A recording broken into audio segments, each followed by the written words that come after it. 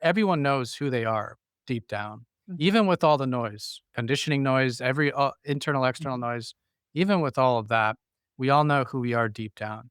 And astrology's job, I think, is to help sift away that noise so that when you see something in your chart, you're like, oh, yes. The content presented in this podcast and YouTube show is for informational and entertainment purposes only. It is not intended to be a substitute for professional medical advice, diagnosis, or treatment. Always seek the guidance of your physician or other qualified healthcare provider with any questions you may have regarding your health or a medical condition. Never disregard professional medical advice or delay in seeking it because of something you have heard or seen on this show. If you think you may have a medical emergency, call your doctor or emergency services immediately. The host, guest, and producers of this show are not responsible for any adverse effects resulting from your use of or reliance on any information presented.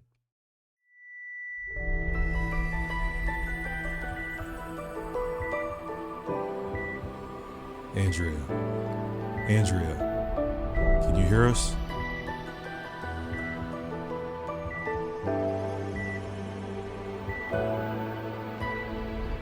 Many years ago, I died for 26 seconds. There are so many people in this world that have experienced life events that have led to their soul purpose.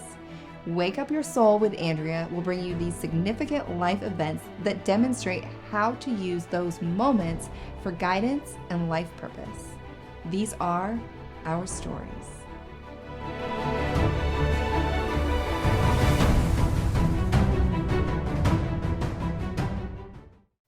Hi, everyone, and welcome back to Wake Up Your Soul. Today's guest is Athen Chimenti, and it's going to be a very exciting episode. He's actually here to talk all about astrology, and I'm excited because we're going to learn a little bit about my birth chart, and you'll get to learn about how you can figure out ways to get more clarity in your life.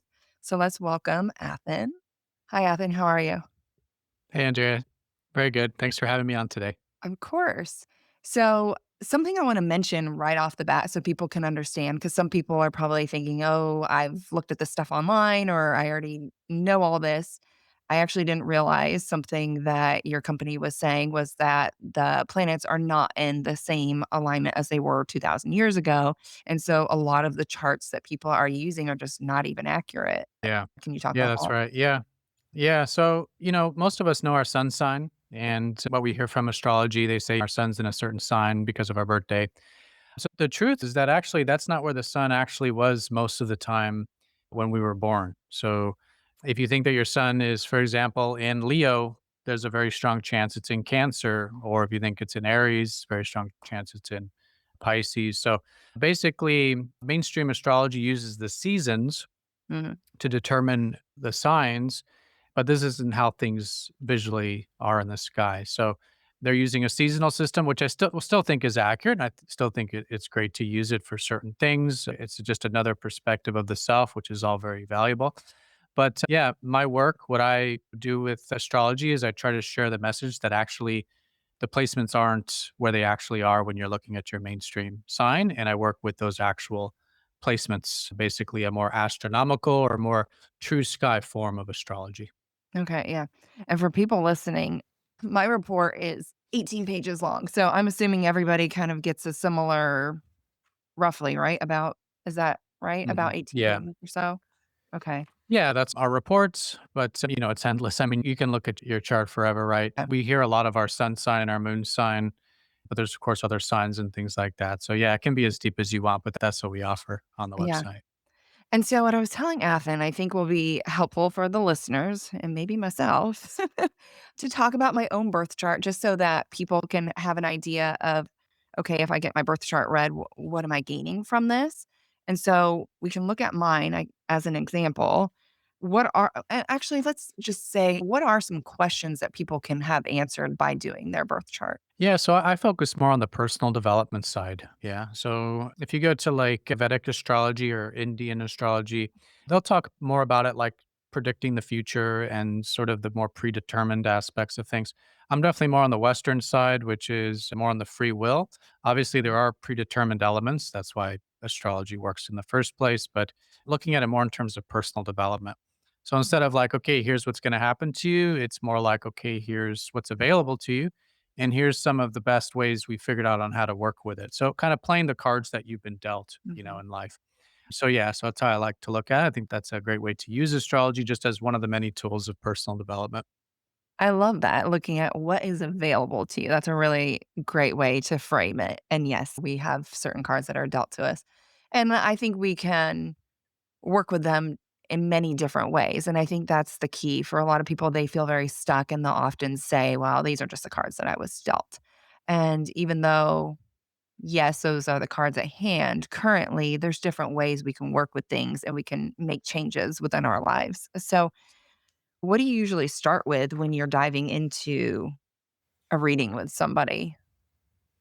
Well, for me personally, I use the North and South nodes, what's Okay. also known as Rahu and Ketu in Vedic astrology. If you look at your chart, you'll see so the South node is the U symbol, and that's in your Yes. house number We're 9. yeah, we're talking about this, right? Hmm. Okay. Yep. Well, if people are watching, they So, can see it because I'm showing it, but if you're listening, you yeah. cannot see it. But yes, okay. Yeah, so I do invite your listeners to go to the website. There's a free chart calculator so that you don't need to get the report or anything like that. You can just go to masteringthezodiac.com, type in your birth details, and you'll see the sky when you were born. Again, the signs will be different from your mainstream, but again, it's a different perspective. So if you do that, what we're talking about right now will be the horseshoe looking thing. So Mhm. you've got the U horseshoe, which for you is in house 9, and then the N horseshoe, which is in house number 3. Or for anyone out there, of course, your placements will be a little bit different, but we'd read it the same way. So basically, these are the life path points, and these are, I think, very much linked to personal development. And so the U one, that what's called the South Node, this speaks a lot to where you're coming from on a soul level. What the Hindus would say is where your past life was. And so for you, Andrea, this would be a past life, which was more about expanding your horizons, both mentally and literally. So this is the area that deals with travel, it deals with adventure, but not just of the physical adventures, also the perceptual adventures too. So actually podcasting is actually one of the many things here because what you're doing is you're sharing perspective and you're playing around in this realm of perspective and sharing it with a wider audience. This is the ninth house. So anything that expands your perspective and the perspective of others, because like travel, for example, is one of the ways to do that. But of course, other things, even astrology itself, being a perceptual thing, fits within this sector. So we would say that your past life, you were maybe a traveler, a vagabond, maybe same thing, maybe even a teacher, a preacher. You were sharing your perspective and playing around in this realm of perspective. Hmm. So this life now, which is the opposite point to that, which is the north node, which is again in house 3 for you, is saying that this life is actually about getting all this more abstract stuff because what we just talked about is more right brain. So the Mhm. right brain deals more with the untangible, the possibilities, like meaning of life, these philosophical questions, these kinds of more perceptual based things. And your chart's wanting to move it down to the left brain being more of the practical brain. So this is like more science, and the science, at least the way we know it today, verifying things, getting very concrete, putting things into boxes basically, and really structuring and conceptualizing things, and even working on things like communication and stuff like this, Mhm. like more relatable day to day communication. So you're coming from the past life of already having experienced a lot of this perceptual right brain stuff and now you're here to ground it into the very practical by doing everyday things, connecting with everyday people. Again, communicative, even business, trade, all this more left brain stuff. But we could say that fundamentally you're here to help not only yourself, but others really make sense of things structurally. So to take these more bigger picture things, but if anyone ever benefits from connecting with you, they're going to benefit from really having that more structural, grounded left brain concretizing that's necessary in order to ground these more solely perceptual, Mhm. otherwise, what would otherwise be very solely perceptual based things. So anything you can align like that, I mean, it sounds from what I know about you, it sounds like you're very much doing that, but this can also speak to a lot of different parts of your life as well. Wow, yeah, that's super interesting. So if people I think people might be wondering, you were saying you can go on the website and do the free. So if whatever what is free when you go on? Is it just the chart like this or is it's not the 18 pages, right? We do have a free report. So the one you have is the full report, which I'm Okay. happy to give your audience a 50% discount on. I'll just make sure you have the link maybe down below or something. But I think I do have a link, but yeah, send it again. I have a link. I don't know if it was the 50%, but I will put it in the episode for sure. okay. Okay. So that would be for the full one, but it's really not necessary to get started. So yeah, so absolutely free. You can just go to the website, masteringthezodiac.com, or just Google Mastering the Zodiac and type in your birth details on our website, and you will see the actual sky when you were born, both in the format you have, but also in the visual format too, like an astronomy app. Mm. It's also on the website. And then below that, you'll see descriptions very much like basically the first or second page that you have. So the Mhm. most important things, most notably your sun, your moon, and your ascendant. Yeah. This is what's free on the website, which is really the most important. Yeah. Yeah. Okay. And you'll also see the aspects like that too. Yeah. So all that's there and just read it and see if it resonates. What we're talking about here is the life path points, which is part of the report, but something that I would recommend reading it if you're already kind of versed in astrology, like, or with an astrologer or something, but really just looking at the sun, moon, and the ascendant, like I said, is extremely valuable in and of Mhm. itself. Okay. And for people listening, you do need to know what happens if you don't know your time of birth? Because I know that's something that goes in there. Obviously, your date of birth, which everybody knows, I would think and hope, but your time of birth is a little trickier. And then even for some people, location might be a little bit tricky if they're Yeah. adopted. Well, I guess if you're adopted, your birth certificate should be with you, right? Sometimes, sometimes not. Yeah. I Mhm. mean, a lot of us don't have a birth time. So, but no, that's taken care of. So on the website, it actually asks you right in the form, do you have your birth time? If not, it's still going to show you about 2/3 of the chart, and they're very important 2/3. So it's still going to show you the signs. So this is Okay. where the planets actually were in the constellations. It's still going to show you what we call the aspects, which is how these planets relate to each other. But unfortunately, yeah, without time, you won't have the houses, which is the most individual thing, but you can still get plenty of information. In fact, the website already gives you houses based on your sun. So Mhm. even without the birth time, you'll still get houses to interpret. So still super valuable even without birth time. Okay.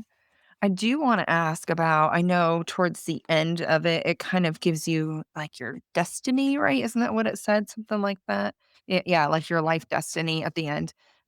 I think the end is really cool of the report. I don't is this in the free report or just the paid version? That's the paid version, but you can always look this stuff up. So if you Yeah, go to the free calculator, again, you'll have those placements. So okay. for example, in fact, I do invite anyone to do this is when you do pull up your chart, look for those horseshoe things I was talking about, see what number the houses are in. So for Mhm. you, it was houses 9 and 3. For someone else, it could be 1 and 7 or some other thing. And then just Google it. So Mhm. just type in Mm. North Node in house one and you'll get a bunch of interpretations or Okay. North Node in house 3. Again, North Node's the N and the South Node's the U. And if you Okay. just go by the North Node, you'll actually automatically get the South Node stuff. So I would just say Google it. Yeah, okay. You are not selling your stuff real hard here, Athens. Okay, yeah. So if anybody's wondering though what's on this page, there's a little paragraph on life destiny, core personality, relationship life, productive life, personal strengths, personal growth, overall personality. And I think we all think we know who we are, and we do for the most part. And I think it can be very validating to read it on paper sometimes, like, yes, this is exactly how I feel. This makes sense. I'm actually curious though, how did you get into this?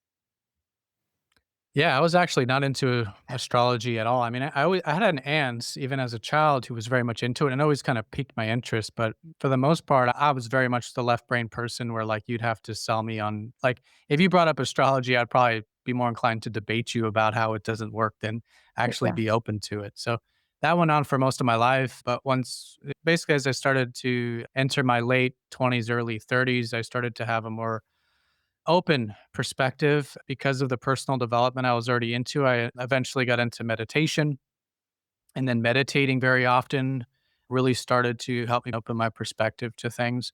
I had what you could call a spiritual awakening 2011, 2012. Okay. And at that point, that's when I really started to become interested in astrology specifically because, although astrology can be used for all these kind of woo-woo things, I find it very grounded because, like I said, you can literally go outside and look at exactly where these placements are. So I see it as more of a scientific tool where We're just seeing what time it is.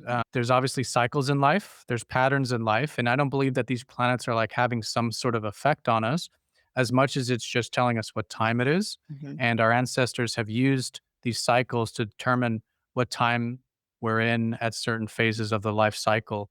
And that's what I think astrology is. It's just a timekeeper. So it's a great way to see what phase of the cycles you're in. But that's how I view it. I'm, again, very left brain, very practical. But if it wasn't for me having, I think, a more open perception thanks to meditation and specifically Eckhart Tolle, who was really very influential in my awakening process, I would have probably never got into this in the first Mhm. place. So I do attribute it to a lot of that. I wanna ask because 'cause I'm curious, when the planets are in their alignment, what why does that affect who you are? Yeah, again, I actually don't see it as an effect. I see it as we just know that, okay, you were born during a certain time of the universal cycle. So you're just born at a certain time. And if you believe that everything in the universe is connected to some extent, like basically it's just, I don't know, like the universe is a cog basically, and everything is sharing an experience. If we look at quantum Mm. mechanics and we see quantum entanglement, you have two entities that are not even connected by space and time, yet sharing a similar experience or sometimes the same experience. If you believe everything's connected, then all we're doing is we're just saying, okay, if you're born during a certain time, then everything in life was having a similar experience at that time. And so if you're born at that snapshot, then you're carrying with you as a seed the snapshot of that period at that time. And so you're then kind of an extension of that period when you were born.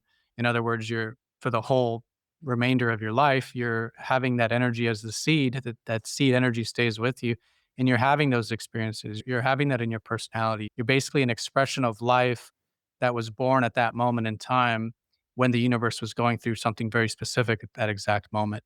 So it's kind of just an extension of that Okay. moment when you were born, is how I view it. Yeah, it's interesting. I'm trying to wrap my brain around all this because even though, like, I've looked at astrology, but I have never studied it or gone super deep in it at all. So to understand it, I'm thinking, okay, so you're saying it doesn't have an effect on you, but then it kinda sounds like it does because it depends what was going on, like, because why else do we need to put in our birth time? We're putting in our birth time to figure out what was going on within the world at that exact moment, right?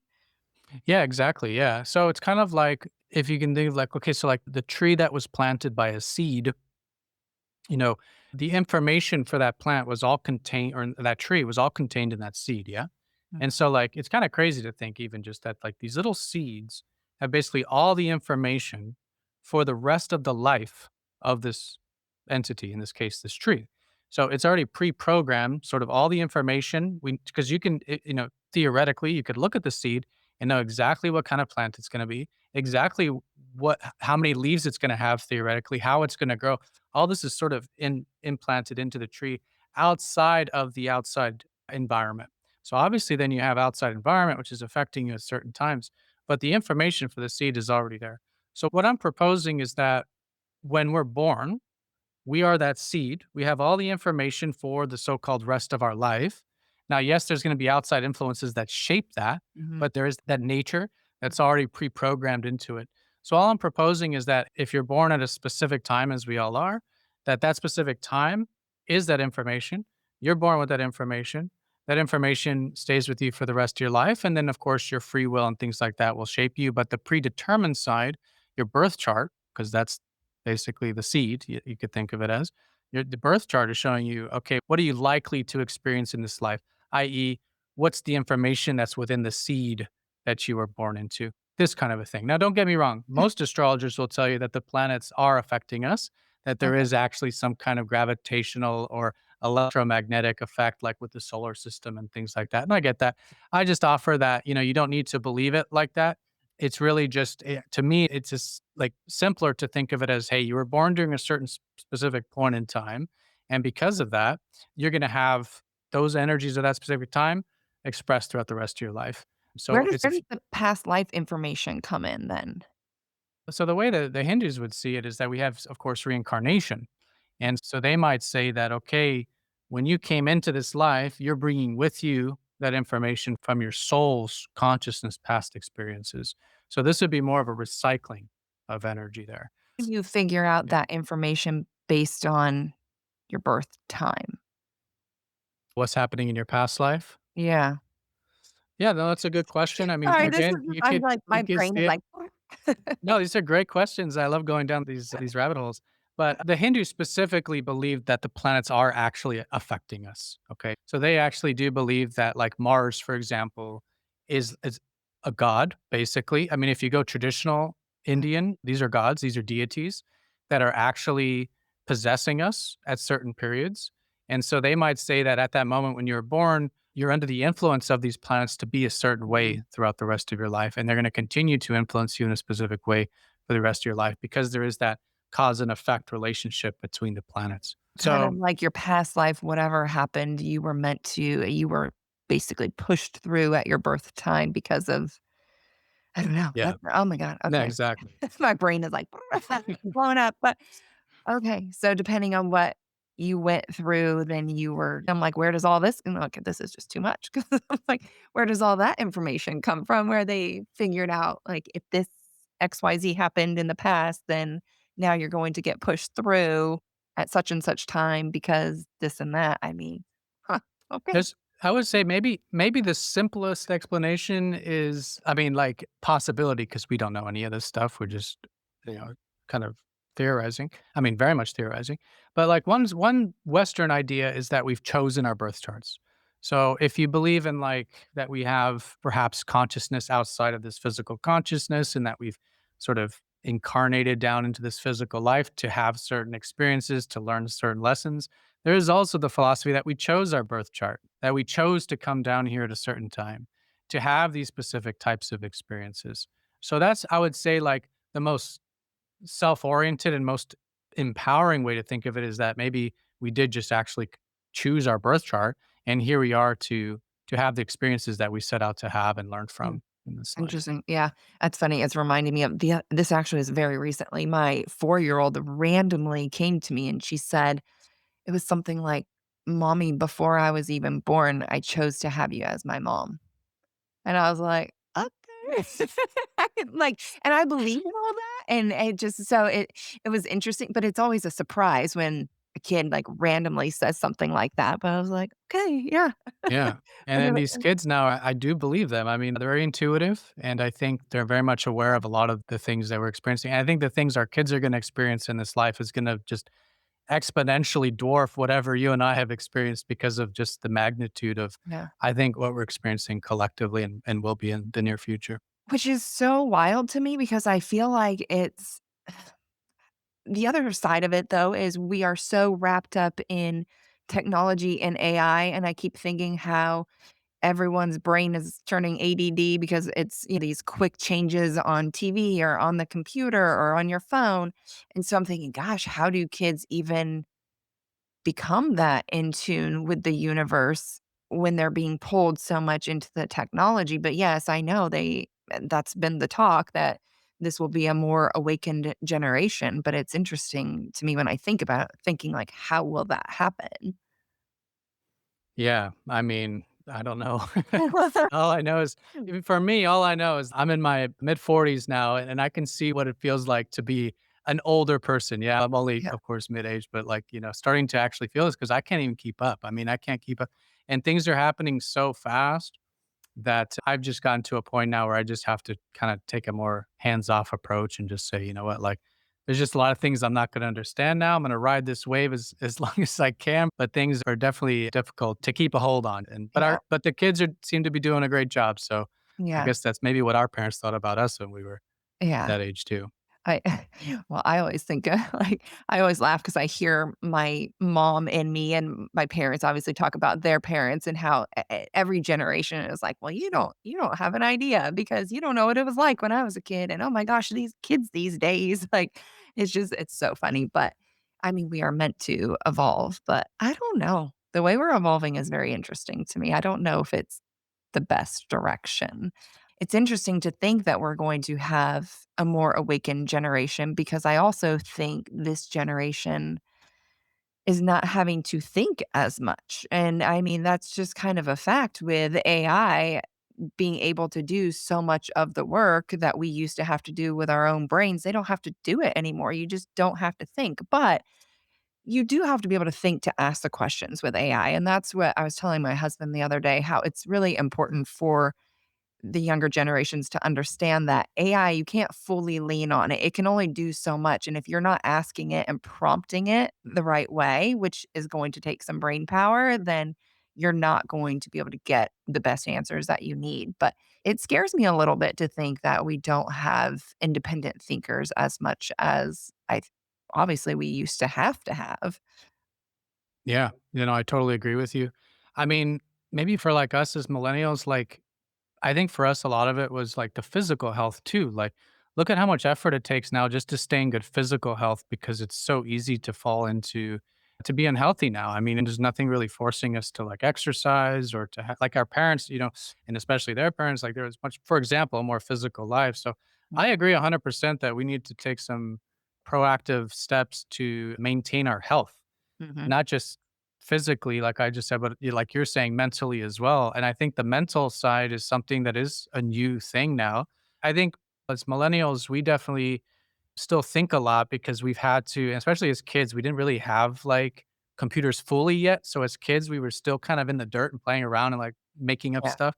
But now it is getting to the point where I think we like just like we have physical education, we should have like not just regurgitating information from the teacher, but actually like critical thinking, like you said, asking the right questions. Mhm. Hopefully, because AI obviously is a great tool, but we can atrophy if we Mhm. don't actually exercise our brains. Because using AI, I'm sure you can relate. I'm sure a lot of other people can relate. Like I've seen parts of my brain atrophy these Yeah. past 2 years just from relying on the AI to do things. Now, if you ask me to do some math or some kind of like critical thinking or something, I'm gonna struggle more because I just haven't trained my brain to do that because I'm, like, engaging with the AI with these things all the time, Mhm. right? So, things like math is important still and critical thinking and all these things. I think it's more important than ever to maintain that fitness Mhm. of the mind that can very easily just atrophy right now with things Yeah. like AI. No, you're absolutely right. The kids need a mental fitness class, not just the physical fitness. And I've talked to the younger generation because I have young kids. And so it's been interesting to me. So when I'm talking with teens, I'm asking them what one of the biggest struggles is. And it seems that a lot of them are saying just that self identity has been a struggle because they're scrolling. They're all scrollers. And that's telling them who they should be and how they should be. And so then and they're more confused than ever because I think internally, even looking at your birth chart, you feel a certain way. You know who you are, but then this messaging on social media is different and it's very confusing for kids. It's very confusing. Yeah. Yeah, that's the social media thing, right? And we're still in the middle of that, so we don't even know how much longer that's gonna go. But that is the more recent before AI, that would have been the last recent thing because we had games and then the internet and then social media, or you could say smartphones and then maybe social media before or after. But that's really the thing that's happening there, which we're right in the middle of. But then if you incorporate the AI into that, I think what's gonna happen is that the AI is right now it's very general, but I think it's going to basically just communicate to each person using it in the most individualistic way possible. Like, basically, if we think of the echo chambers that exist in social media, I mean, that has a potential to be even more amplified or magnitude when you're basically conversing with an AI that's in a way not necessarily always agreeing with you, but is basically set up in such a way that, you're not getting as much of that, let's say, social stimulation and stuff. So Yeah. I think it's important to stay engaged, obviously, socially too. That's another fitness thing. I mean, it's just more and more of that fitness stuff for sure that Yeah. is important. Well, and AI is wrong all the time, and I've had to tell my husband that because he'll say, "Oh, ChatGPT says da da da," and I'm like, "Ask it again," because it's like I'll ask mine, it'll say something else, and I've even had mine where I ask certain things and then it gives me answers, and I was like, "Well, I know that's not true," and I'll have to like correct ChatGPT, and then I'm like, "Oh, I'm sorry, you're right," and I've had it say that so many times. So if you don't have some sort of knowledge, you wouldn't even know if it was being accurate or not. And luckily, I do have knowledge in the answer that I'm seeking, but I don't have the full answer, right? And so, I mean, one example though, this is just simple, but when I was doing no lectin diet, it was like, oh, do you want me to create some meal plans for you? And I thought, oh, sure. Like this would be nice to have some ideas. And it gave me all these ideas. And I was like, well, you're telling me to put this, this, and this ingredient. Those all have lectins. And it was like, oh, yes, you're right. Sorry. And so it's like, I mean, it should have known, but it just didn't. Yeah. Yeah. Yeah, totally. And even if the AI gets better, which it will, it's going to Yeah. get better at these things. Even after the AI gets better, you then have to question, like, which is basically what I think we're questioning when you say that, is like, what information went into it? Who's training the AI? Is it a company? Is it a corporation? Like, where is this actually coming from? That's the whole point of critically thinking, which is important to do when you get stuff from media or you get stuff from even someone like to be able to think is like, does this make sense? Like, is this like, common sense to me? Does this actually make sense? And that's going to be, I think, more important with AI, unless there's a direction of AI that I don't see. But if anyone's training that AI, which is most certainly not going to be the everyday person, I don't think, Mhm. then you got all this information and you got to, and, yeah, and not just factual stuff, but perceptual stuff, things too, like beliefs and perspectives on things that get influenced into it. Like we've seen with the AIs now, they're trained on a lot of this, like kind of like, woke kind of mentality, and that's kind of coming through that information that we're Mhm. receiving. So I Mhm. think it's important for sure to be like critically thinking and question things, not just from the that's Okay. always been important, Yeah. since I think the beginning of time, really, for humans. What do you think about the accuracy of AI and doing birth chart readings? Because when I ran mine through your company, I think, is it AI that does the birth chart or because it comes through pretty quickly? No, so this is Okay. so when it comes to the natal reading, like the one you have, Mhm. this is all algorithmic. So I basically used the same system that I use to.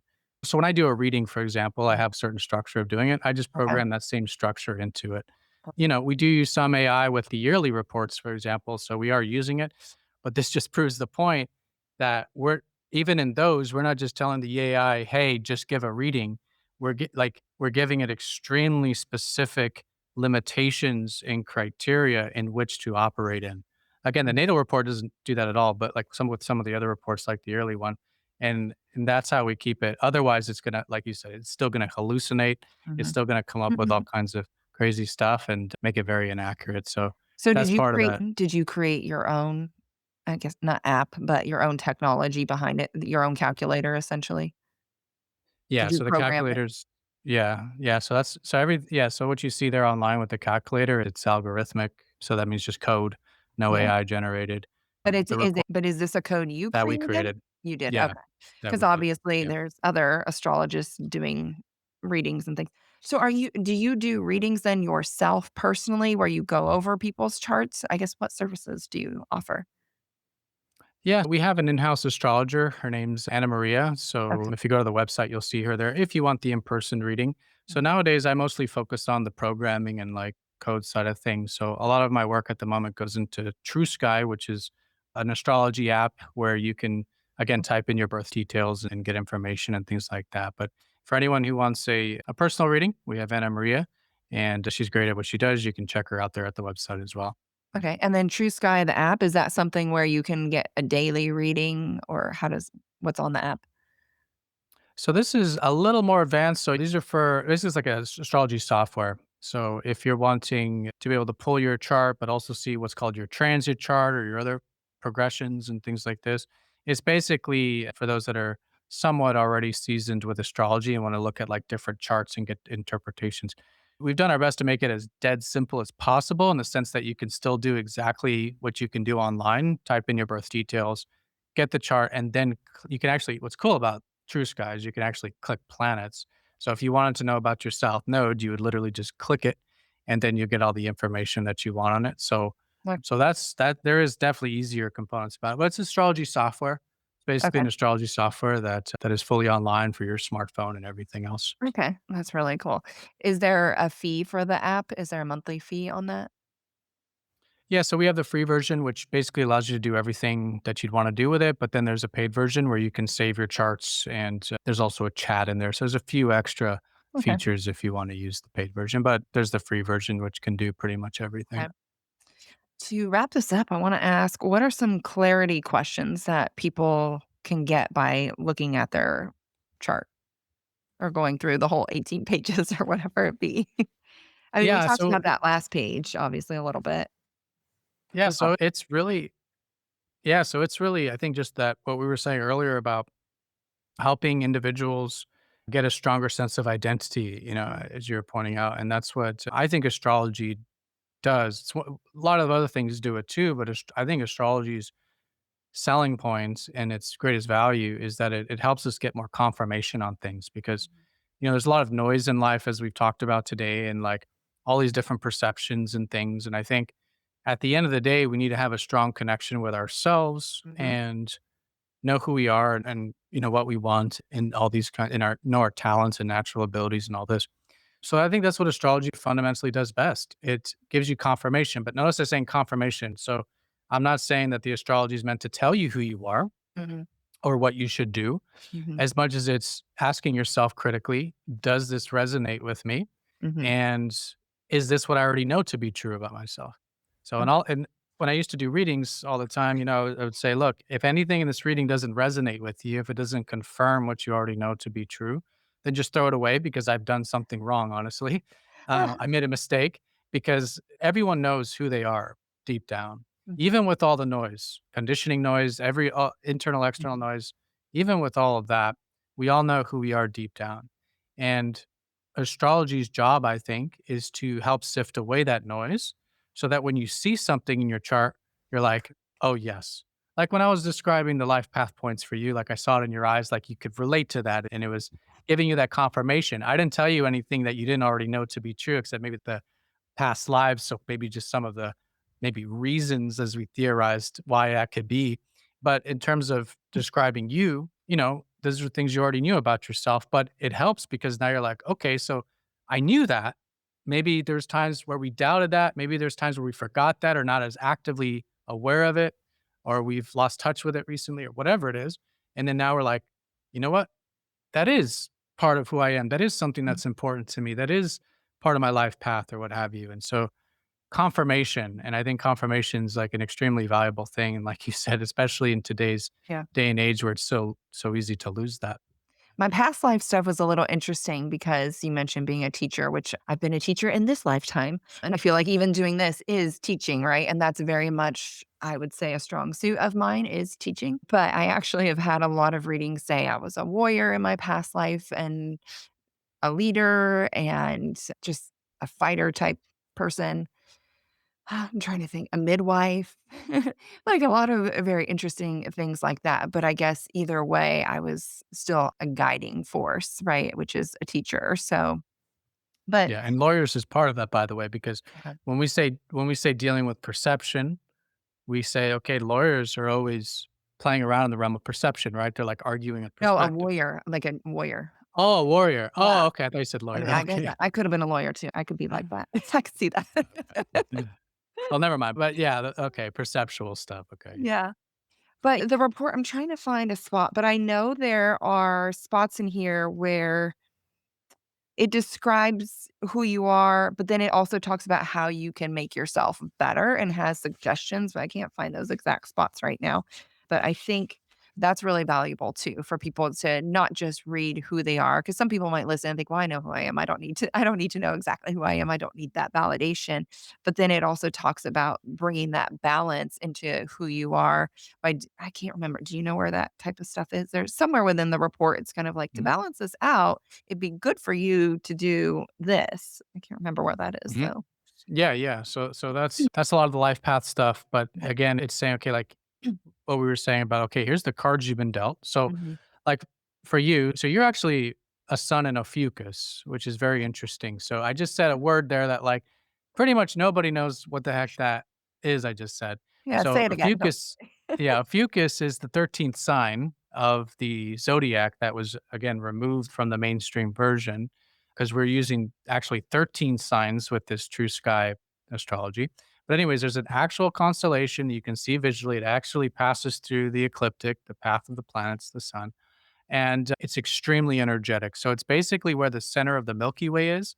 So anyone who's been outside and seen the Milky Way, which is like an extremely energetic band in the sky, or you've seen photos of it, it's, super energetic because that's actually the center of our galaxy that the sun itself and all of us are rotating around. Because we give a lot of emphasis to the sun because we're rotating around the sun, but we're, as a solar system, rotating around the galactic center. So that's the center of, you could say, our existence, but again, another cycle.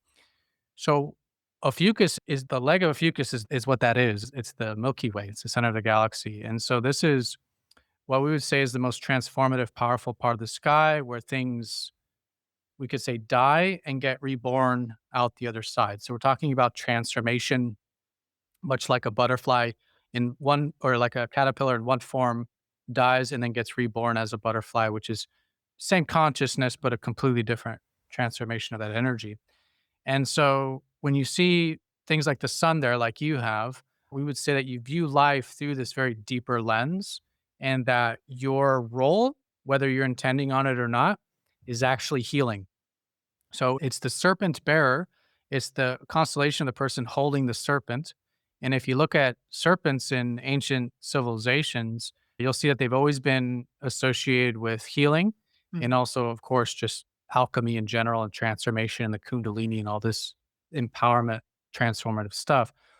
So we would say that your job is to not only be aware of the deeper aspects of life and to expose these deeper aspects of life, again, deeper in physical, like physical healing, emotional, like psychological, like Jungian or therapy, and then even spiritual as well.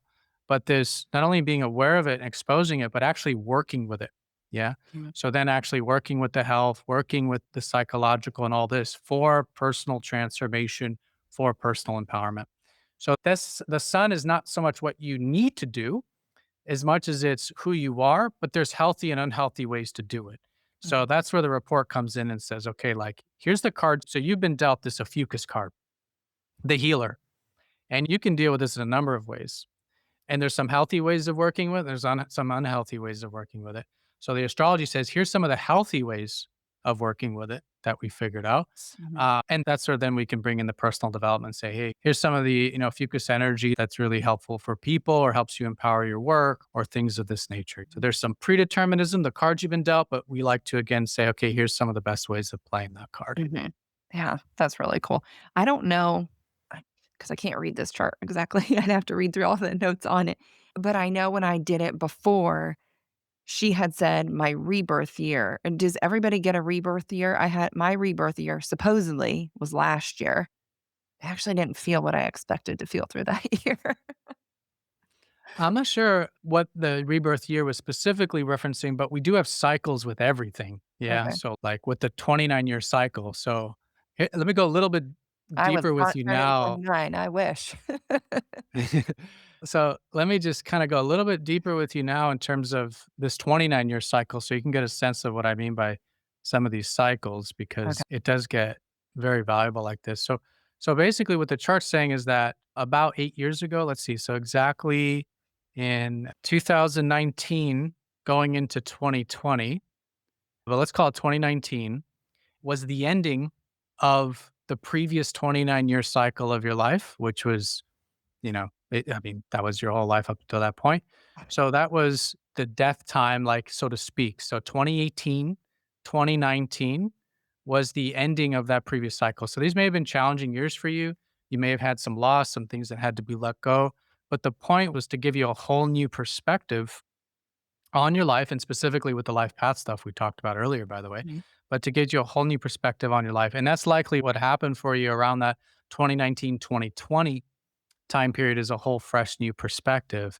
Mhm. And that's what you've been slowly nurturing and building upon since then. Now, it's a couple of years after were very exploratory. You probably weren't very clear on what you needed to do, but now you're at the point where push has come to shove. And it's really the inflection point where you really, 2026 and 2027, life is basically not in a negative way, but backed you in a corner and said, okay, now it's time to actually challenge yourself and actually put forward and actually apply all those new perspectives that Mhm. came into your life around that 2019, 2020 period. So All if we right. want to Yeah, so if we wanna use this idea of, like, rebirths and, beginning new cycles and transformation years, the 29-year, 30-year cycle is extremely valuable, as you can likely see, in helping us gauge exactly where we are on that. So you're in a action and challenging of yourself inflection point, and, really a lot of the work that you put into your life, which you'll likely feel you're doing, and it requires that effort, but a lot of that work will then materialize 7.5 years from now. You'll see progress along the way. I'm not saying it's gonna take that long, but Woo! that gives you a sense of, well, it's 29 years. There's other Seven and a cycles, half not just the years. 29 one. But yeah. Or 7.5 years from now, or 7.5 years from when the 29th, or yeah, like the 29-year cycle ended. So that ended in 2020-ish. So am I so No, it's so like you're at the ha yeah, so one more year? you're already almost 7.5 years from that. Huh. So you take 30, roughly 29 years, you divide it up into 4, and you got like 7.5 Yeah. ish kind of. So you're at the halfway point between the seed being planted, which was 2019, and then the tree being fully formed, which is 7.5 years from now. So you're Fro halfway from between. oh, from today. But we're already almost 7 years from 2020. I mean, you're halfway between the 15. So Oh, okay. so let me just say it this way. So it takes 15, the half of the cycle, 15 years to have the Oh, tree okay, fully okay, yes, the formed. 29-year cycle. Gotcha. Okay, Yeah. So okay. that's when it'll be fully formed.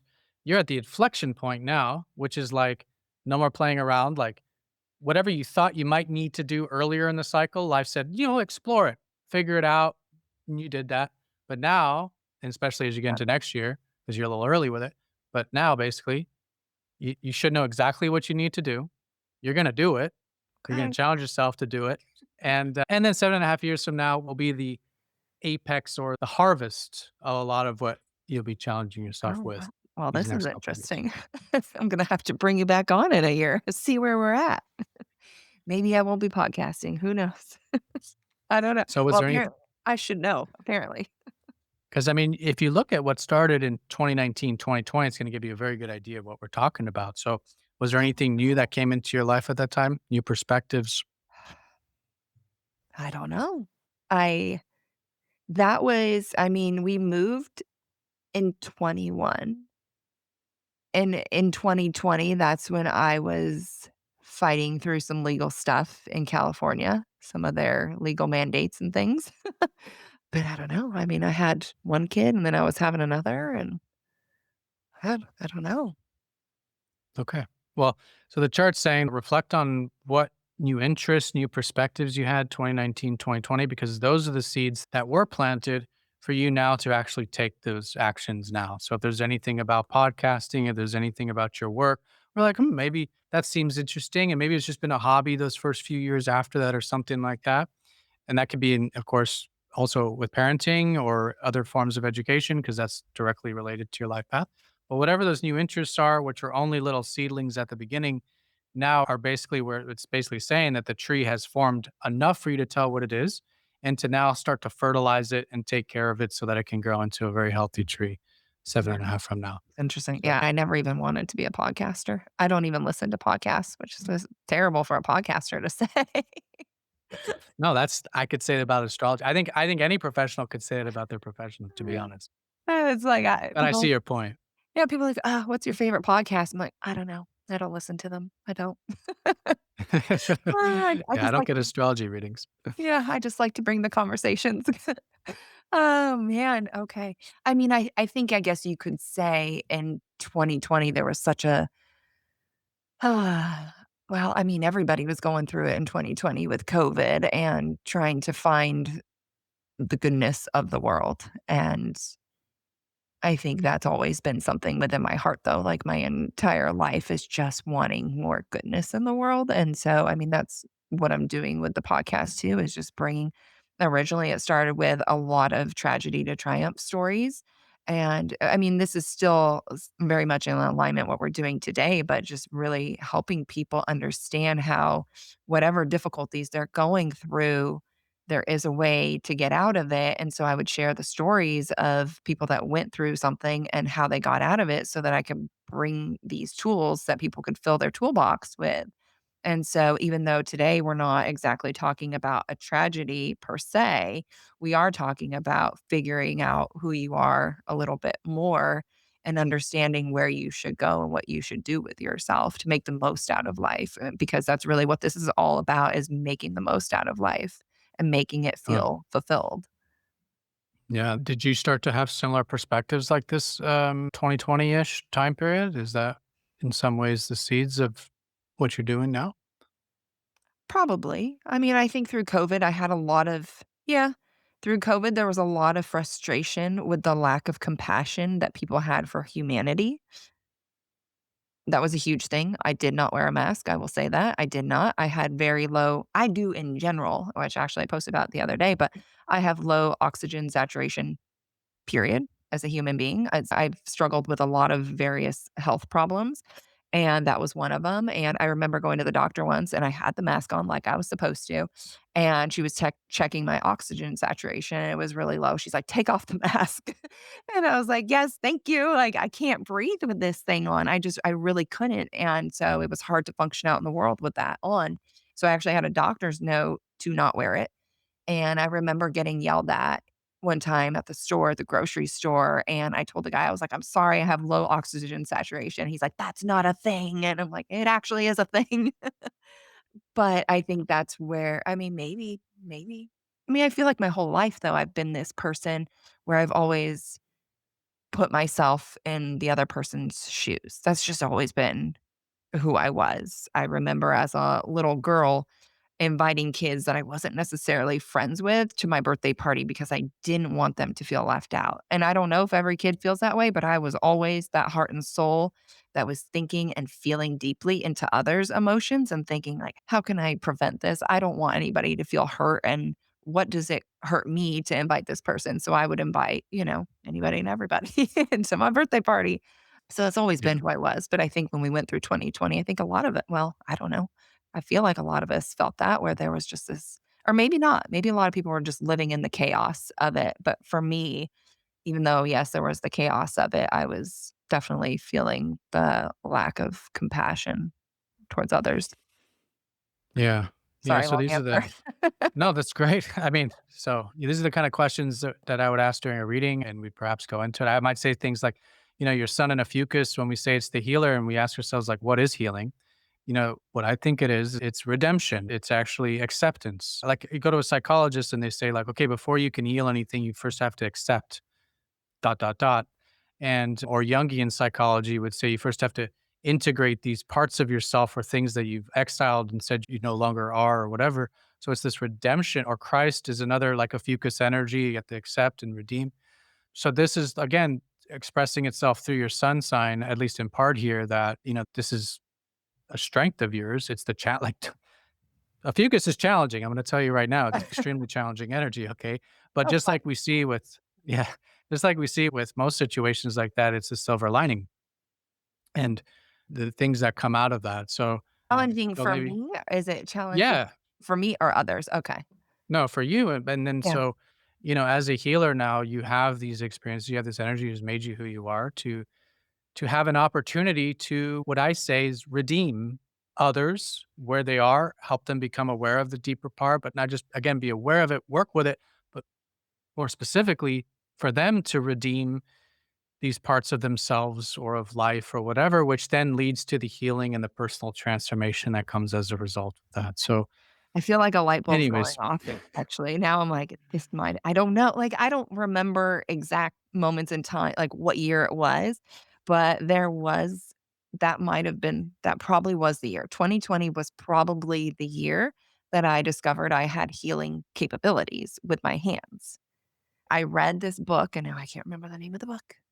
I read the book, but it was talking about healing energy and how we can bring it to earth and how we can, work with it with our hands. And so I read the book and it talks about how to do it. And so I started doing it, and then it just started happening. And that was definitely that was probably actually my biggest intuitive year, where I learned that I had these psychic mediumship gifts, these healing gifts with my hands, or people would ask me like, "Hey, I'm feeling this way, like what's going on?" And then psychically, intuitively, whatever you want to say, I would be like, "Hey, you need to take this supplement." And then people sometimes would doubt it, go to the doctor, and they're like, they told me to take da da da, but I already started taking it because you said to take it and it worked.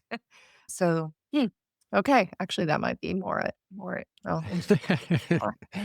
So that's the rabbit hole. Yeah. And, like we said, we just talked about your sun sign, but these are very important things. These are very important things. And these are kind of questions that astrology will ask of us when we look at it and say, okay, what's going on? That's Ophiuchus. What was going on maybe at a certain time period if you go into the cycles? But, where's this energy showing up? yeah. And then that helps us assimilate the life energy, which I don't think we need astrology Yeah. for. You're obviously doing fine without it, as many of us are, but it's just another tool to help facilitate the process. I feel like I'm going to sound really dumb right now, but I want some clarity on this. And I think people listening might, or maybe I'm just too not awake. The 29-year cycle, how do we know where that's at? Is that just described at some point in this 18 pages? Because obviously I was not, I should say obviously, maybe people don't know, but I was not 29 in 2020. So how do you know? Yeah, Okay. it's actually based on the relationship between your sun and moon, so it's very difficult to do in, like, your head, so we use the software for that, but that's part of the yearly report, so we'll Okay. send you the link for that too, for anyone who Okay. wants to check it out. A discount will be available for that. I do recommend for the natal reading first, the one you have, the main one, which is the whole life. That's like the self, the identity, the life path, all that stuff we talked about earlier. The cycle thing is time, so that's the predictive. So in that report, it'll show you when your cycle started, where you're at in that cycle, things like that. So these are two different forms of astrology. One is like your whole life, and then the other one is like looking at certain phases of your life, which we call predictive or your horoscope kind of a Yeah. thing. Well, great. Okay, that was a very interesting episode for me anyway. I hope the listeners find it valuable. And like I was saying earlier, and Athen was saying, we'll go ahead and attach some links here in this episode if you want to get your free report or discount for a paid report. Thank you so much for being here. What is the website? Where can people find you or connect with you? What information do you want to share? Yeah, thanks so much, Andrea. So it's masteringthezodiac.com, or you can just search Mastering the Zodiac and all the resources are there. So it's very easy to see that chart I talked about. You get the free report underneath that. There's also, again, all the articles and stuff if you want to go deeper. There's courses, there's readings. Basically, anything astrology is there. But we just start with recommending you just look at the sky. What did the sky look like when you were born? And just see if it resonates, see if it describes something you already know about yourself and go from there. Uh, But thank so you so cool. much for having me. Yeah, of course. Thank you for being here. This has been amazing.